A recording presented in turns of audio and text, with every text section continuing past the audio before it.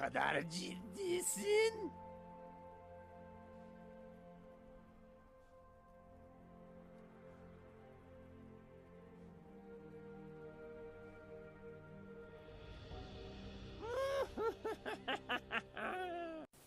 Merhaba arkadaşlar, 4.0C yamasına hepiniz hoş geldiniz. Evet, senin ben pislik bir Yone main olduğunu biliyorum. Ve ya sonunda abisisin, buff bekliyorsun değil mi? Evet, sana beklediğini vereceğim. Ne yazık ki Yone üzerinden bugün konuşamayacağız. Yasuo üzerinden de bugün konuşamayacağız ama çok önemli kahramanlar var. Sen bu kahramanları görmeden önce abone olarak, like atarak, kanalımıza destek vererek şu basit işlemleri 2 dakikada yapıp hemen videoya devam edebiliriz. Hadi hemen videoya geçelim. Etapta bufflardan bahsedeceğiz. İlk kahramanımız da Galio olacak. Galio'nun ultisine ne oldu? Giriş kalkan süresi 3.59'dan 5 saniyeye yükseltti. Yani olan bu. Giriş kalkan süresi 3.59'dan 5 saniyeye yükseldi. Peki giriş hasarı yetenek gücü oranı ne oldu? %100 iken artık %70'e düştü. Buff alırken bazı özellikleri de ne yazık ki böyle haller oluyor. Peki aynı zamanda şuna ne oldu? Giriş temel hasarı. Şimdi burada bir kalabalık olduğunu düşünelim, tamam mı? Şurada çok fazla rakip hedef kuklası olduğunu düşünelim. Ben de uzaktayım. Nitekim şu şekilde. Ben de buraya gireceğim. Buraya bir hasar vereceğim girerken diğer kahramanlara. Bu ne oldu? 100, 175, 250 diye ilerlerken artık 150, 250 ve 350'ye kadar çıkan bir hasarla Galio karşımıza gelecek. Sadece ultisine gelen bufflarla Galio yavaş yavaş kadroda yerini almaya başlıyor gibi. Peki sıradaki şampiyonumuz tankla başladık. Hadi o zaman bir tankla ilerleyelim. Son zamanlarda çok fazla bot koridorunda tercih edilen Nautilus sağlam bir tank olduğunu herkese ispatlamış durumda. Fakat 3. yeteneğine ne oldu? Yetenek gücü oranı %30 iken artık %50 olacak. Bu görmüş olduğunuz hasar artık %50 olacak ve canavarlara vermiş olduğu hasar ise %150 oranındayken artık %200 oranında canavarlara daha fazla hasar verebilecek. Önemli bir buff oldu mu sizce? Yorumlara bir gelin yazın. Dengeleme de lazım olabilirdi. Belki çok banlıyorduk hani derecelilerde, maçlarda. O yüzden ufak bir dengeleme şarttı sanki ama böyle bir buff ihtiyacı görülmüş. Bilmiyorum, yorumlarınıza bırakıyorum. Peki tanktan devam ederken o halde bir buff alan diğer bir şampiyona geçelim. Savaşçı bir şampiyon olsun bu. Cesur bir şampiyon olsun. Kim olsun? Pantheon. Hep ultilere buff gelmişti. Ya da 3. yeteneğine buff gelmişti. O zaman bunun da ultisine buff gelsin. Ne olsun? 4. yeteneğinin bu olayın zırh delme yüzdesi şöyle giriyor ya böyle yukarıdan tepeden. %10, 17,5 ve 25'te de sonlanıyordu son seviyede. Artık %10, 20, 30'da sonlanacak. Şuradan da gelip incelediğiniz zaman ultiyi bakın %10, 17,5, %25'i görüyorsunuz. Bu oranlar %10, 20, ikinci seviyede, üçüncü seviyede ise 30 olarak sonlanacak. Bufflarımız ne yazık ki bu kadar. Şimdi nerflere geçeceğim ama dengeleme kısmı da var. Orada da bazı çarların ufak bir buff ve nerfümsü hareketleri olmuş. Onları da inceleyeceğiz. Hadi hemen nerflere de geçelim. Bugün sizi bir tık üzeceğim. Sizi üzerken maalesef ki kendimi de üzeceğim. Biraz sonra sebebini anlayacaksınız. Maalesef ki Rengar'a nerf geldi. Peki neyine nerf geldi? Pasifine. Şimdi pasifine gelelim, bir okuyalım. Okumanıza gerek yok da. Pasifinde görünmez yırtıcı ilave saldırı gücü vardı. %5, 10, 15, 20, 25 diye ilerleyen şu turuncu yazıda görmüş olduğunuz nokta artık %1, 4, 9, 16 ve 25'e sonlanacak. Oyun sonunda yine aynı ama oyun başı ve ortalarda biraz gücü düşmüş olacak. Peki birinci yeteneğinin bonus saldırı hızı. Şu olay tamamıyla bonus saldırı hızı verdiğinde önceden %50 oranındaydı. Artık %40 oranında bir bonus saldırı hızı verecek ve ilave saldırı hızı, güçlendirilmiş ilave saldırı hızı ise %50 idi. Tabi bu da aynı şekilde. Artık bu da %40 olarak Rengar'ın nerflenmiş haliyle karşımıza gelecek. Fakat Rengar çok güçlü. Bu nerf Rengar'ı düşürür mü tartışma konusu. Çok da yüksek aman aman bir nerf aldığını düşünmüyorum. Şimdi kendimi üzmeye başlayayım. Ne dersiniz? Vadinin trafosu geldiği gün size gelmeden önce çok güçlü olacak demiştim. Kimileri abartıyorsun abi, bokunu çıkarma, sallama diyordunuz ve ben sallamadım, yine benim dediğim oldu. Zeri geldiği günden beri hala çok güçlü ve sonra bana sordular, abi yak ya, o kadar da güçlü değil. Nerf almaz bu çar dediler. Ya ben dedim ki nerf alır. Nerf almasa da dengeleme alır dedim. Buna da inanmayanlar oldu. Tabi Zeri ne oldu, nerf aldı. Mesela birinci yeteneği, şu olay bayağı da çok vuruyordu. Biliyorsunuz oyun başına da çok vuruyor, oyun sonuna da çok vuruyor, bayağı vuruyor.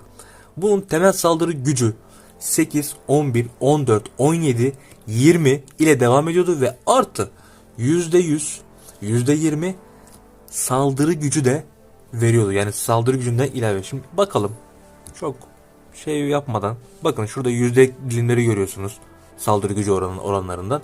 Burası artık temel saldırı gücü 8, 10, 12, 14, 16 artı 100 ve 110 arasında saldırı gücü değişecek. Önceden 120'de sonlanıyordu. Artık 110'da sonlanacak. Ne yazık ki. İlk nerf'ü bu. Yeter mi? Yetmez. Bu kadar ağır hasar veren bir şampiyonun her skillini açtım gördüğünüz gibi. Her skilline ayrı ayrı nerf var.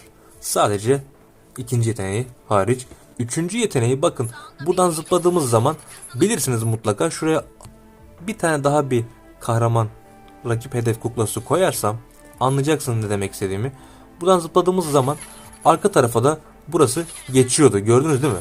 Evet, tam olarak bu durum yüzde hasar oranından bahsediyorum. Önceden %60, 75, 90 ve 105'e kadar ilerlerken sonraki düşman hasar oranı artık %50, 65, 80 ve 95'e kadar artacak. Minik yani beşer beşer oyun başı, daha doğrusu oyun başı 10 düşmüş, daha sonrasında onar artarak devam etmiş. 10'luk bir kayıp yaşıyor. Bu Zeri için ne kadar nerftür tartışılır bu yetenek. Ama Q'su gayet sağlam bir nerf olmuş. Zeri'nin üstünde duracağız. Daha bitmedi. Dördüncü yeteneğinin bakın menzili. Bakalım, bayağı geniş. Bayağı geniş. Yani neredeyse şu kocaman vadinin alanını kaplayacak şekilde. Bunun menzili düştü arkadaşlar. Haberiniz olsun. 825 de onun menzili. Şuraya bak, bir gelelim bak. Bunun tam menzilini görelim. Tam ortaya girelim. Bayağı bir vadi alanı kadar, ejder alanı kadar bayağı büyük. 825 de şu anki haliyle artık 640 olacak. Şu duvar çaplarından biraz daha çeperden daralmış hali olacak. Tabi yeter mi? Bundan nerf geldiyse bir tane daha nerf getirelim demiş pezevenk Riot. Ne yapmış? Yıldırım çarpma hasarını, yani dördüncü yeteneğinin şu yıldırım çarpma hasarını 150, 200, 250 diye devam ederken ve %80 yetenek gücü artı %80 saldırı gücünden gücünü alırken artık 150, 200, 250 ile başlayacak. Bunda bir sıkıntı yok. Fakat artık saldırı gücünü %70 olarak alacak. Yetenek gücü ise sabit %80'de kalacak. Ah be vadimin trafosu. Ah be güzel saçlı kızım. Sen de geldiğin günden beri çekemediler be seni. Aslan ne güzel bir şampiyonu top 2'ye sokmuştu. Ne yazık ki böyle bir nerf aldı. Hadi çok fazla zamanınızı kaybetmeyelim. Hemen dengelemelere geçelim. Sıradaki nerf alacak son kahramanımız ikinci yeteneğiyle beraber Zoe. Zoe'nin büyü hırsızı bonus hareket hızı. Hareket hızı süresi var. Bu ne oldu? 2, 2.25, 2.5, 2.75 idi. Artık sabitlendi. Onu da görelim buradan. Bakın, görebiliyor muyuz ikinci yeteneğini? Hemen bakıyoruz.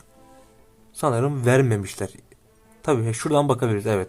2, 2.25, 2.5, 2.75 olarak devam ederken artık bu süre sabitlenecek. 2'de büyü hızı, hareket hızı kısmı da bakın 35, 45, 55, 65 diye devam ederken artık birinci kısımda 25, 30, 35, 40 diye almış olacak nerfünü. Zoe zaten kullanılmıyordu. Ya zaten geldiği gün çok eğlenceliydi. Ama bu çara ne ettiler be? Sana ne ettiler gerçekten? Sana neler ettiler? Bilemiyorum. Ulan bana neler ettiniz lan siz? Neler ettiniz siz?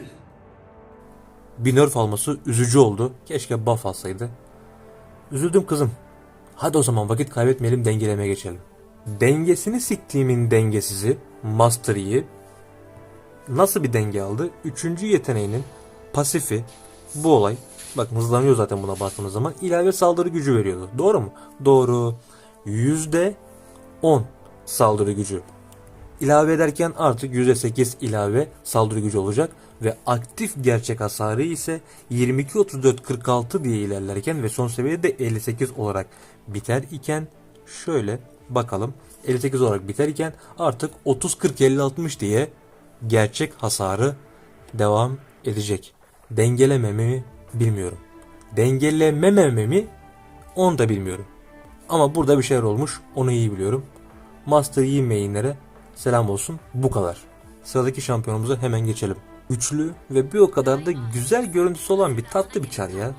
Buna yazık etmeyin en azından diyeceğim ama çok da yazık olmuş durumda değil, çünkü temel saldırı gücü 64 iken 58 olmuş. Burada biraz Irelia'yı zaten nerf almıştı ya son zamanlarda bu. Öyle biliyorum, en son bayağı son yamasında yani bunun nerf almıştı. Bir de bunun temel saldırı hasarı düşmesi üzücü oldu Irelia mainler için. Pasifinden bir yığın başına saldırı hızı %5 ile 20 arasındaydı. Artık bir yığından alacağı saldırı hızı %3 ile 17 arasında. Anasını bellemişsiniz zaten bu çarın. İlave büyü hasarı ise 4 ile 70 arasında değişiyordu. Abi bu nasıl dengeleme ya? Ulan hepsi nerf bunların. Düşmüş. 4 ile 70 arasında değişiyordu. Şimdi 30 ile 100. Ya ne yapıyorsunuz Allah aşkına ya? Vallahi ne yapıyorsunuz ya? Ben bir bok anlamadım. Ben İrelia'ya yaptıkları bu hareketten bir halt anlamadım. Dengeleme diye yazmışlar ama bu açık ara nerf abi. Support koridoruna gidelim. Ananı Nami. Evet, Nami. Pasifinin dalga ve dalgalar sonrasında vermiş olduğu hasarı ne oldu? 50, yani bir hareket hızı veriyordu. Bakın görüyorsunuz 50 hareket hızı, 50 artı %20 yetenek gücünden faydalanıyordu. Artık 65 hareket hızı artı %20 yetenek gücü olacak. Ve ikinci yeteneğine baktığımız zaman iyileştirme miktarı 55, 90, 125, 160 diye devam ederken ve %30 da yetenek gücü alıyordu. Şu yukarı baktığınız zaman göreceksiniz. Artık 55, 85, 115, 145 olarak devam edecek bu kısım, iyileşme kısmı, ama tek bir fark olmadan %30 yetenek gücü hala alacak. Nami'de de olan değişiklikler bu kadar. Bu yamayı beğendiniz mi? Ben şahsen Zeri'ye olan bu nerften dolayı hiç ve hiç beğenmemiştim. Bir önceki yamayı da beğenmedim. Ondan öncekini de beğenmedim. Yeni gelecek yamayı da beğenmeyeceğim. 10 gün sonra gelecek, bir ay sonra gelecek yamayı da beğenmeyeceğim. Ve bu yama haftaya çarşamba gelecek. Kendine iyi bak. Canım sıkkın. Böyle olmadı. Riot. Hoşça kal.